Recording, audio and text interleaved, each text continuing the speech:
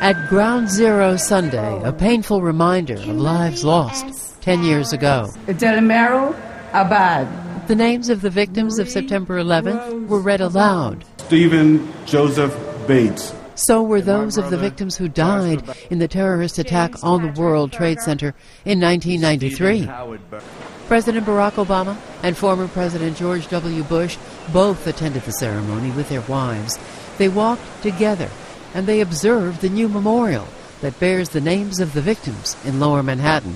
After a moment of silence, President Obama read from Psalm 46.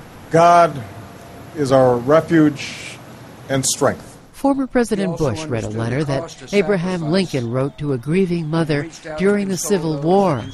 I pray that our Heavenly Father may assuage the anguish of your bereavement. And more names were read. And my father, Richard Edward Bosco.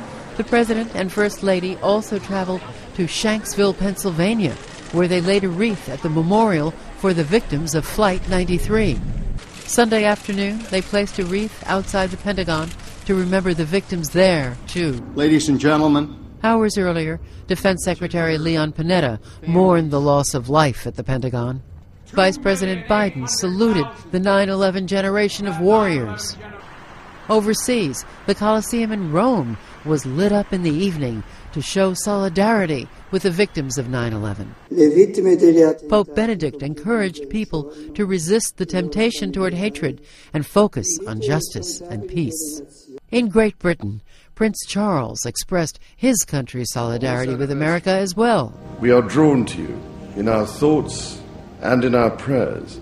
Sunday night, at a concert in the nation's capital, President Obama urged the country to remember the fallen, but also to look ahead. Let us rededicate ourselves to the ideals that define our nation, and let us look to the future with hearts full of hope. The sun shone, the people gathered, the nation wept and remembered the loss. Robert Thomas Linane. Sophia Manos, The Associated Press. John Jerome Kelth.